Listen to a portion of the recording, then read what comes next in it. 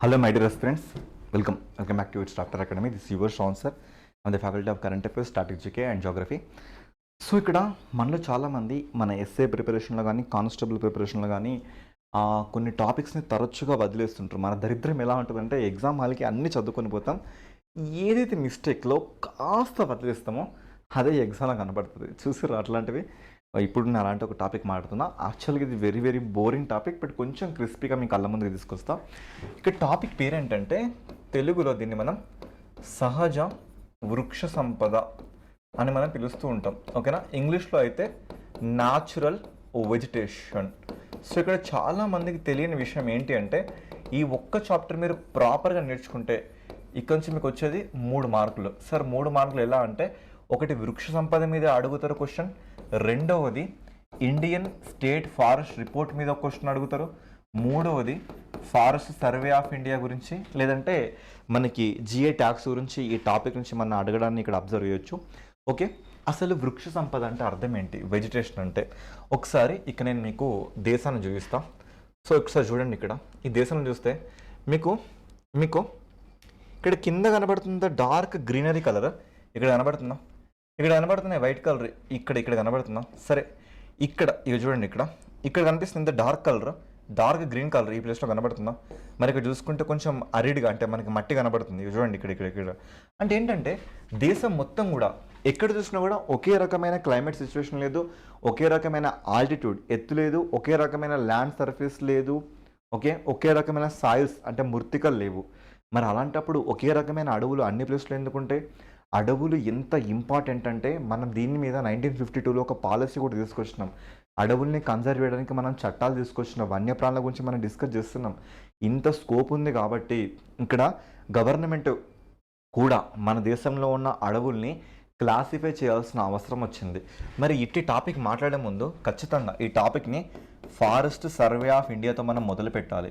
మరి forest survey of India గురించి చూసుకుంటే ఇది ఎక్కడుందంటే మనకి ఉత్తరాఖండ్కి 2 క్యాపిటల్స్ ఉన్నాయి. ఒక క్యాపిటల్ డెహ్రాడూన్, ఇంకోటి గైర్సీ, ఓకేనా. ఈ డెహ్రాడూన్ ఉత్తరాఖండ్ యొక్క క్యాపిటల్లో 1981లో దీన్ని ministry of environment, forest and climate change ఈ మంత్రిత్వ శాఖ కింద ఎస్టాబ్లిష్ చేయడం జరిగింది, ఓకేనా. ఎవరు ఎస్టాబ్లిష్ చేసారు, ఇక్కడ చూసుకున్న FSI ఫారెస్ట్ సర్వే ఆఫ్ ఇండియాని ఎస్టాబ్లిష్ చేయడం జరిగింది. ఇట్టి forest of survey of India మనకి 1987 నుంచి ఇండియన్ స్టేట్ ఫారెస్ట్ రిపోర్ట్ అని ఒక రిపోర్ట్ని రిలీజ్ చేస్తుంది. ఈ రిపోర్టు ఈ సంవత్సరం మనకి 18వదిగా, అంటే ఈ సంవత్సరం అంటే 2023 లేటెస్ట్ రిపోర్ట్ ఉంది. ఇది 18వ రిపోర్ట్గా మన కళ్ళ ముందుకు వచ్చింది. ఈ రిపోర్ట్ ఏం చెప్తుందంటే ఏ రాష్ట్రంలో ఎన్ని ఎక్కువ అడవులు ఉన్నాయి ఏరియా పరంగా, పర్సంటేజ్ పరంగా ఇది డిస్కస్ చేస్తుంది అన్నట్లుగా, ఓకేనా. అలా మనం ఇక్కడ దీన్ని చూడొచ్చు. అయితే ఇప్పుడు మన దేశంలో అడవుల్ని క్లాసిఫై చేసే ముందు మన దేశంలో అడవుల్ని 5 రకాల క్లాసిఫై చేయొచ్చు. మరి మొదటి అడవిని మనం ఏమంటామంటే ఎవర్ గ్రీన్ ఫారెస్ట్లు అంటూ ఉంటామండి. ఏమంటుంటాం మనం, ఎవర్ గ్రీన్ ఫారెస్ట్లు అంటూ ఉంటాం. అంటే తెలుగులో సతత హరితారణ్యాలు, ఓకేనా, సతత హరితారణ్యాలు. ఓకే, రెండవది డెసిడ్యూయస్ ఫారెస్ట్లు అండి, ఓకేనా. డెసిడ్యూయస్ ఫారెస్ట్లు అంటే తెలుగులో మనం ఏమంటామంటే దీన్ని ఆకురాల్చు అడవులు అంటాం. ఏమంటాం, ఆకురాల్చు అడవులు. ఓకే, మూడవది స్క్రబ్ ల్యాండ్స్ అంటూ ఉంటామండి, స్క్రబ్ ల్యాండ్స్, లేదా దీన్నే మనం థార్నీ ఫారెస్ట్లు అంటూ ఉంటాం. అంటే తెలుగులో ముళ్ళ పొదలు, ఓకేనా. మరి నాలుగవది ఆల్కలైన్ ఫారెస్ట్లు. ఏమంటున్నాం, ఆల్కలైన్ ఫారెస్ట్లు, లేదా దీన్ని మనం మ్యాంగ్రూవ్ ఫారెస్ట్లు అంటూ ఉంటామండి. అంటే తెలుగులో మడ అడవులు.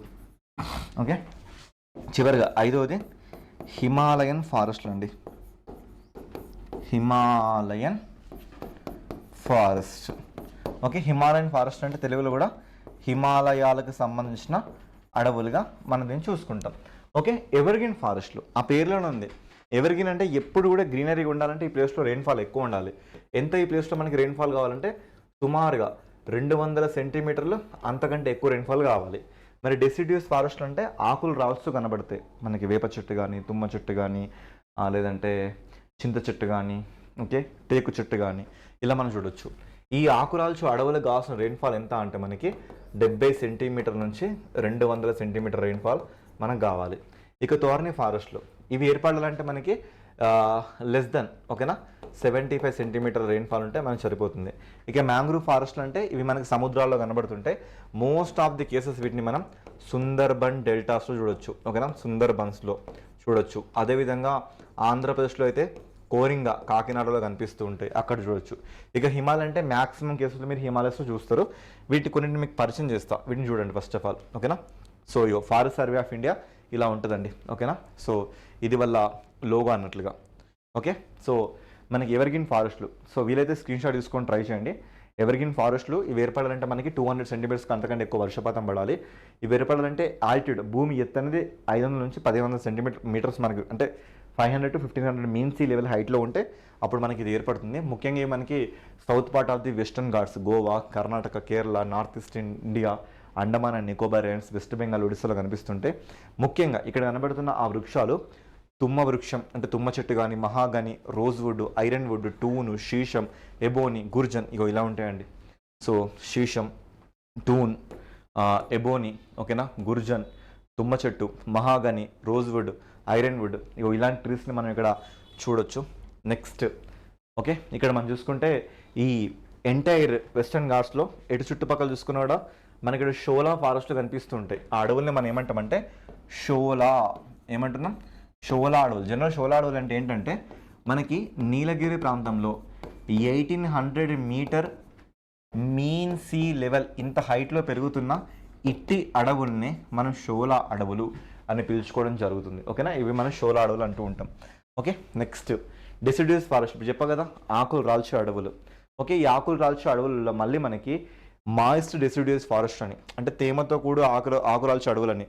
ముఖ్యంగా ఎగ్జాంపుల్ టేకు చెట్టు, సాల్ ట్రీ, గుగ్గిలం, మంచుగంధం, శీషం, బ్యాంబూ, హురా, ఆమ్లా, కైరి వీటిలో ఉంటాయండి. గుగ్గిలం కానీ సాల్ ట్రీ కానీ ఓకేనా.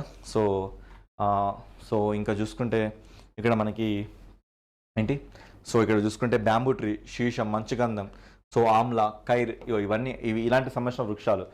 నెక్స్ట్ డ్రై డెసిడ్యూస్ ఫారెస్ట్ చూసుకుంటే మనకి టేకు చెట్టు, సాల్ చెట్టు, బాంబు, శాండల్వుడ్, కైరా, చింత, నీమ్ అండ్ రెడ్ శాండల్వుడ్స్ ఇవన్నీ. తెండు, సో తెండు చెట్టుని యాక్చువల్గా దీన్ని మనం బీడీ కార్మికులు బీడీ చుట్టడానికి కూడా వాడుతూ ఉంటారండి దీన్ని ఓకేనా, అలా మనకు చూడొచ్చు. నెక్స్ట్ థార్నీ ఫారెస్ట్లు అంటే మనకి ముళ్ళ సంబంధించిన అడవులు. మరి ముళ్ళ సంబంధించిన అడవులు చూసుకుంటే ఈత చెట్టు, తాటి చెట్టు, బ్రహ్మజముడు, నాగజముడు ఇలా మనం ఇక్కడ చూసుకోవచ్చు ఓకే. మ్యాంగ్రూవ్ ఫారెస్ట్లు, మడ అడవులు. మరి మడ అడవులు ముఖ్యంగా ఎక్కడ కనిపిస్తుంటే మనకి వెస్ట్ బెంగాల్ సుందర్బన్లో, బిత్తరకనిక నేషనల్ పార్క్ ఒడిస్సాలో ఉంటుంది. కోరింగా ఇది మనకి ఆంధ్రప్రదేశ్లో ఏర్పడుతుంది. పిచ్చావరం ఇది మనకి ఇక్కడ అంటే కద్దలూరు డిస్ట్రిక్ట్ ఆఫ్ ది తమిళనాడులో మనం దీన్ని చూడొచ్చు ఇక్కడ ఓకే. అది కాకుండా మనం పాయింట్ కాలిమర్ ఇది కూడా తమిళనాడులో నాగపట్టినం అనే డిస్టిక్లో మనం చూడొచ్చు. నెక్స్ట్ కేరళ చూసుకుంటే మనకి కోజికోడ్, కన్నూరు, అలెప్పి, వెమ్మనాడులో, కార్వర్, కుందాపురం చూసుకుంటే ఇది కర్ణాటకలో. మరి మనకి భారతాంగ ఐలాండ్ ఇది మనకి అండమాన్ నికోబార్ ఐలాండ్స్లో. కాంబే, సింధు శాఖ దీన్ని మనం గుజరాత్లో, ఇక్కడ మనం దీన్ని ఎక్స్పీరియన్స్ అవ్వచ్చు. అంటే ఇలాంటి ప్లేస్లో మనం ఈ మడ అడవుల్ని చూడొచ్చు ఓకేనా. సో మడ అడవుల ప్రకారం చూసుకుంటే అన్నిటికంటే ఎక్కువగా వెస్ట్ బెంగాల్లో, అన్నింటికంటే తక్కువగా మనకి కేరళలో కనబడుతుంది. కేరళలో సుమారుగా 0.19% మాత్రమే. వెస్ట్ బెంగాల్ అయితే 42% మనకి ఆక్యుపై అవుతుంది ఓకేనా. సో నెక్స్ట్ ఇవన్నీ మడ అడవులు అన్నట్లుగా ఓకేనా. ఓకే, నెక్స్ట్ హిమాలయన్ ఫారెస్ట్ చూసుకుంటే మన దేశంలో ఓన్లీ 9% మాత్రమే కనబడుతుంటాయి.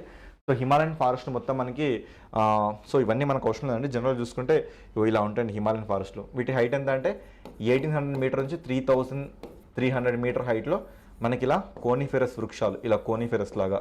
సో కోన్ ఎలా ఉంటుంది ఇలా మనకి ఏర్పడ్డాన్ని మనం ఇక్కడ చూడొచ్చు ఓకేనా. సో ఇవన్నీ వీటికి సంబంధించిన విషయాలు ఓకేనా. సో ఇవన్నీ మనం చూడొచ్చు ఇట్లా. సో మన కంట్రీలో మొత్తం హిమాలయన్ ట్రీస్ అయితే ఒక 9% వరకు, మ్యాంగ్రూవ్ ఫారెస్ట్లో అయితే జస్ట్ 0.7% వరకు ఓకే. అదే మనం చిట్టాడులు చూసుకుంటే ఇవి ఒక 2.7% వరకు. అదే మనం డెసిడ్యూస్ ఫారెస్ట్ చూసుకుంటే ఒక 58% వరకు ఓకే. ఇదే మనం ఒకవేళ ఎవర్గ్రీన్ ఫారెస్ట్ చూసుకుంటే 21% వరకు. అంటే అన్నిటికంటే ఎక్కువగా మనకి డెసిడ్యూస్ ఫారెస్ట్లు అంటే ఆకురాల్చు అడవులు మన కంట్రీలో ఎక్కువగా ఉన్నాయి. అన్నిటికంటే తక్కువ ఎవరున్నారంటే మ్యాంగ్రూవ్ ఫారెస్ట్లు అన్నింటికంటే తక్కువగా ఉన్నవి.